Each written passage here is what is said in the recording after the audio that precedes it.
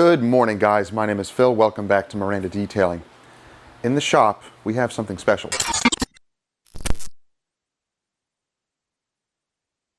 This right here is a 1967 Chevelle Super Sport convertible. This thing is pretty incredible. Guys, if you're enjoying videos like this, and I hope you are, consider subscribing and clicking that bell so you don't miss stuff. So let's get into this one, guys. This one was brought to us because it had a brand new paint job about 4-ish years ago, but the owner wasn't really happy with the finish. It needs refining. There's a lot to be left for desire. That's not the right wording.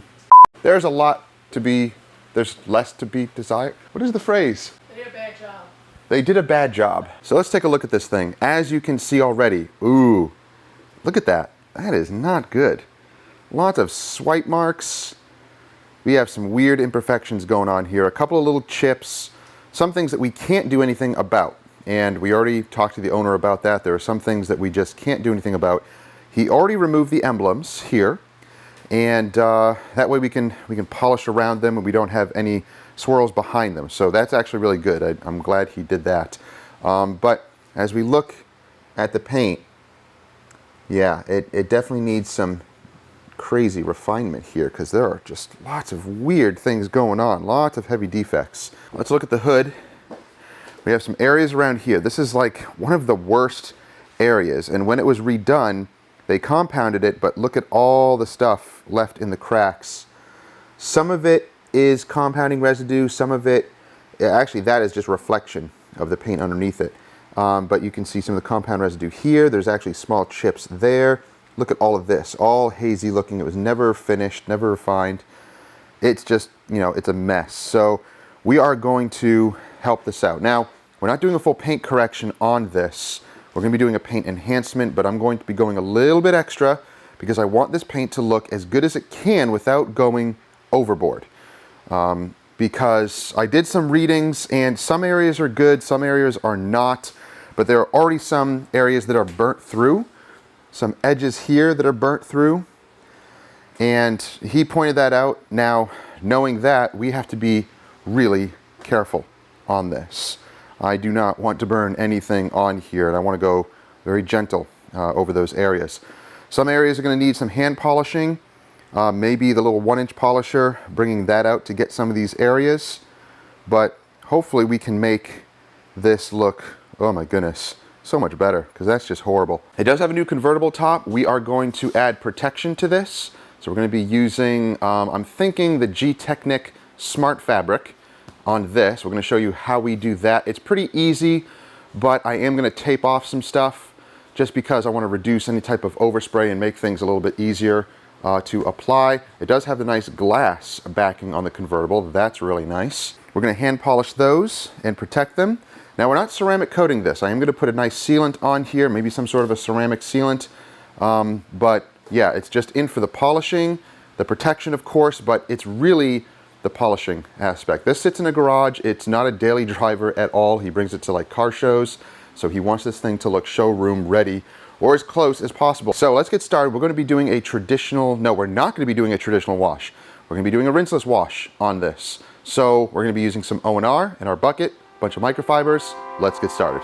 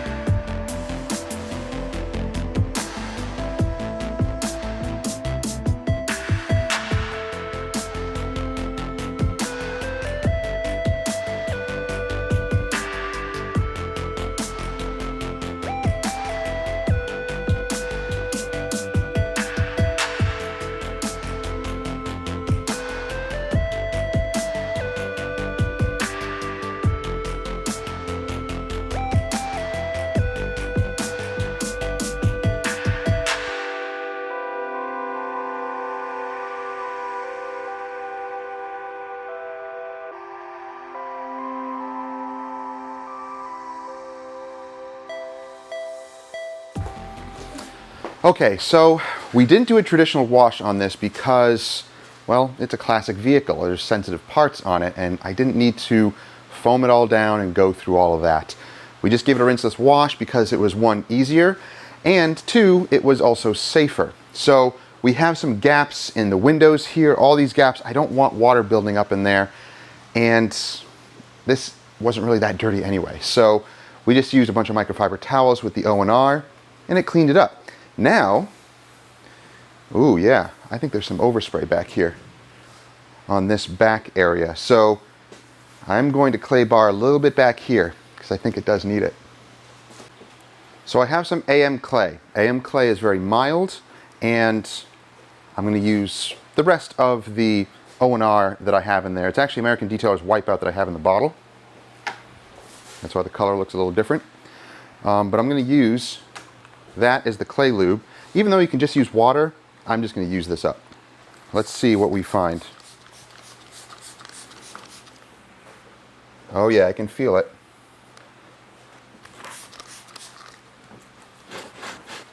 Yep, look at that. Definitely picking some stuff up.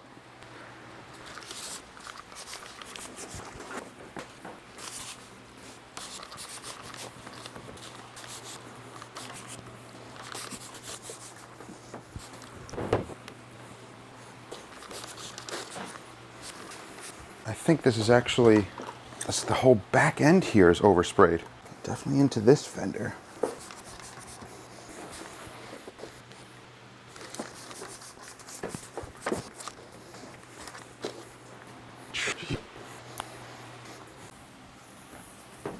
I still hear it. I'm just gonna have to keep doing it until it's smooth. I think it's smooth now, but man.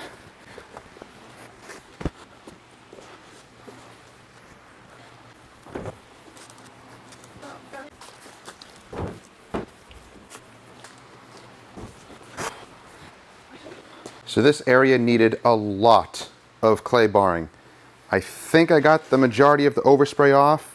Some of it may also come off with the polishing. Yeah, but that's much, much better. So let's test out a few polishes and see how well we can get this paint looking.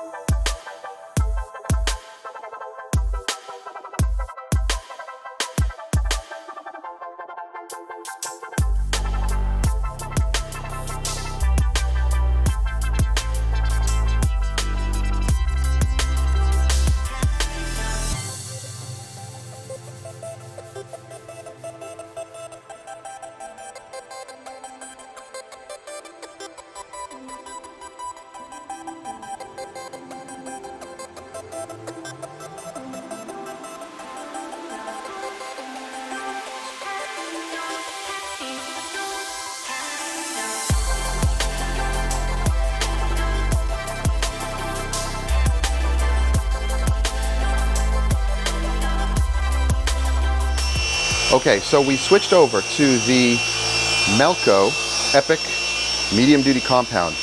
We've used this before and we love it. It seems to finish a little bit better than 3D1. It's a little bit easier wipe off. 3D1 did a great job, but you know, if I didn't have this, I'd be using this. But since I have this, I'm going to be switching over to this instead. I think it cuts a little better and finishes a little better. It's pretty awesome. The only bad thing about this is that you can't buy it separately. Or, I mean, you probably can if you're close to a Melco dealer, but you have to buy it in the kit. You know, it comes with the heavy duty and then the fine, and this is the medium duty. Melco, if you can make this available like on Amazon to buy just this, I think that'd be better, because this stuff is awesome.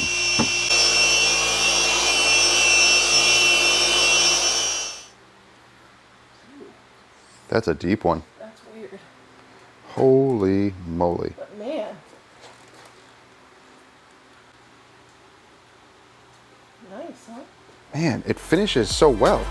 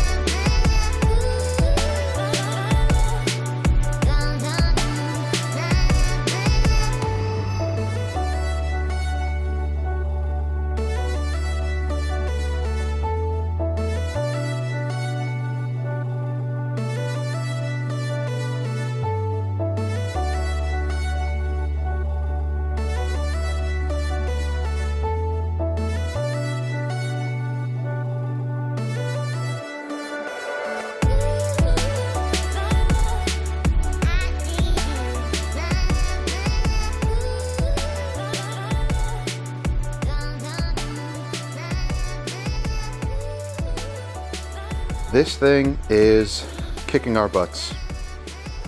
We are running into some issues because some panels, like the front end, the front hood and the fenders, the paint seems soft. The door, this fender here, and the trunk, it's like diamonds. It's so difficult, it's so hard. It's coming out pretty decent, but we're going kind of extensive because we just can't help it. We're actually having to do a couple of, light compounding hits with it and then polish it out. So it's kind of a two-step, but we can't help it. It's so bad that that's just what we have to do. We're gonna have to hit this with a little bit of compound and then polish it. But it's just some areas. We didn't have to do that to the front, just the back areas here. So I guess we have to do what the paint needs to be able to get the results. That's the challenges of working on not only classic cars, but repaints. You never know what type of clear coat they used, and it can differ. He could have shot the front with clear coat one day and then mixed up another batch with a little bit more hardener, and now this side, or these sections, are extremely hard, and they're really bad, as you can see. Really bad. But we are able to clear them up, so that looks much better. Yeah, that's taking a long time. But I did have to switch to my Rupes because I was running out of batteries.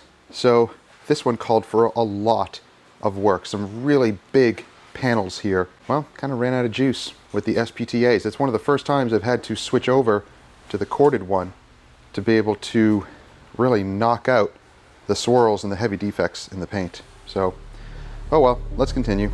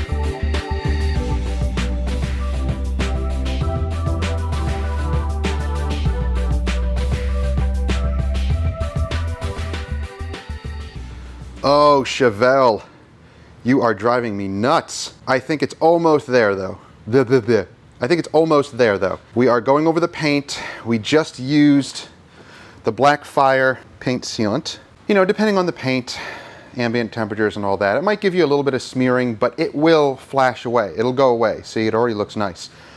This is the best I'm going to do on this vehicle. Here's some of the problems that we ran into. Because it's a repaint, there's plenty of thickness on here. But, you know, I don't do full wet sanding and all that stuff. I can do corrections, but really it all depends on the condition of the paint and what type of paint we're dealing with. Up here, the whole front end was pretty soft. But as we go into this door, and the back panel, and the trunk, but man, this thing really was kicking our butts. And I was pretty much doing like 2 to 3 compounding stages, and then polishing, and still, some of these heavier swirls were just not budging at all. See, there's a section there. I went over that so many times with some heavy, heavy compounds and microfiber pads and still nothing.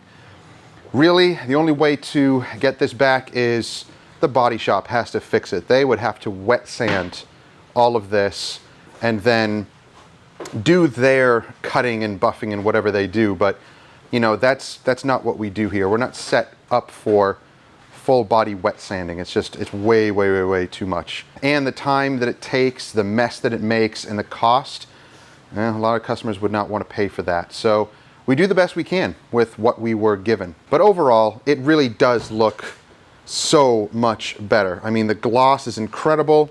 The paint does look, I would say, at least maybe 60%, maybe 75%.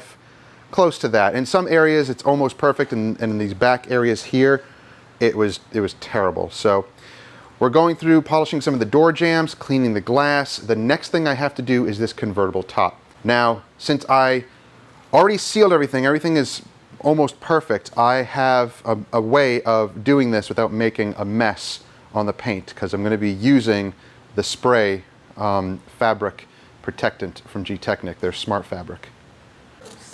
So I'm going to be using this painter's tape with the plastic attached. It's actually from, what is it, Duck? There's different ones you can get, but hopefully this will make things easier when we spray that fabric protection.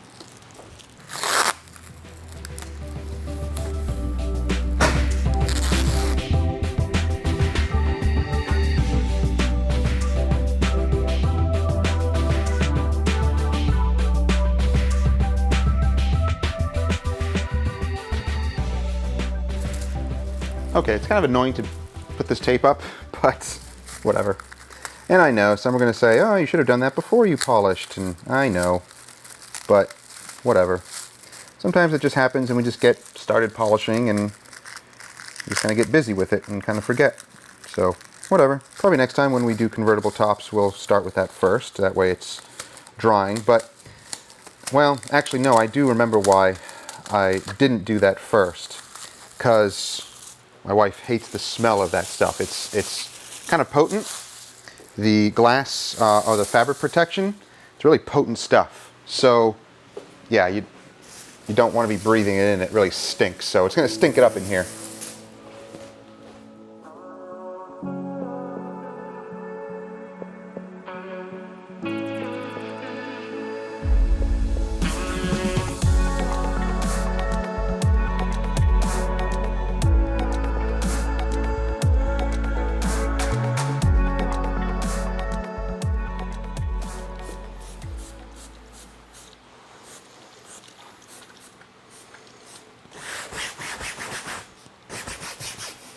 So I'm spraying onto the fabric directly, and then I'm just using one of these brushes to really work it into the fibers.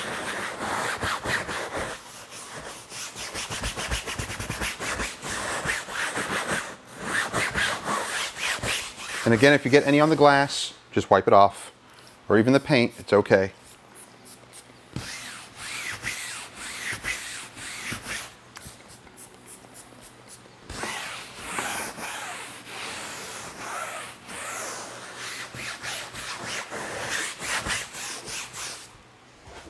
And it is going to look spotty as it dries. That's just the way it is. Some areas are a little thicker than others. It's hard to get it 100% even. It's really difficult. So do the best you can. Mist it on, brush it in.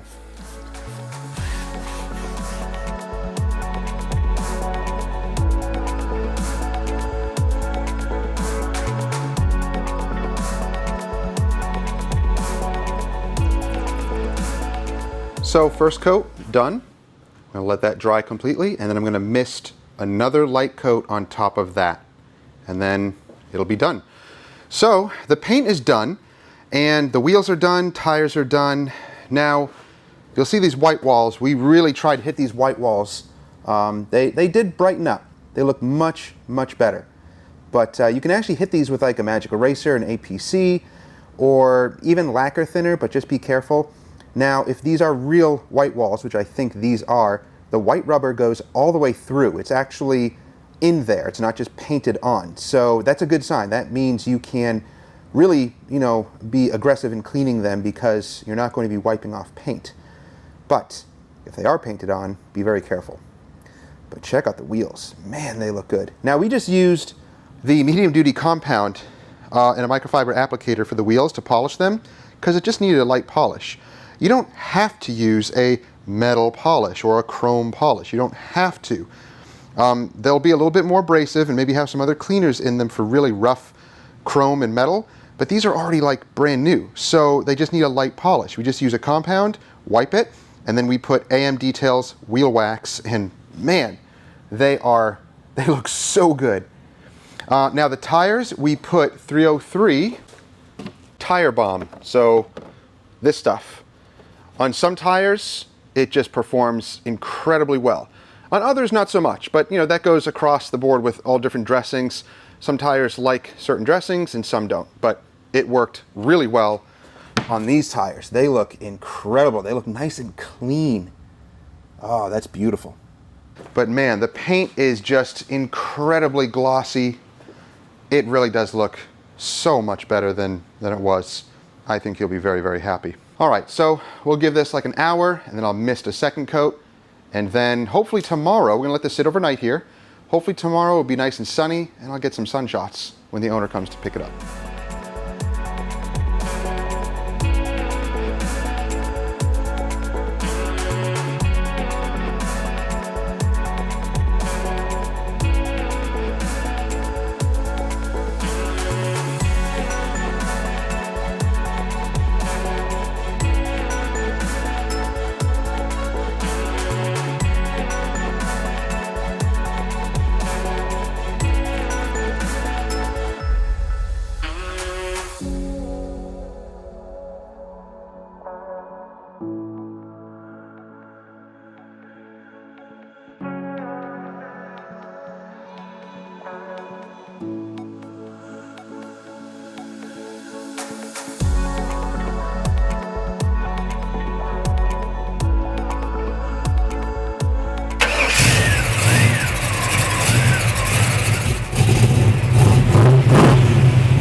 Rev it, rev it.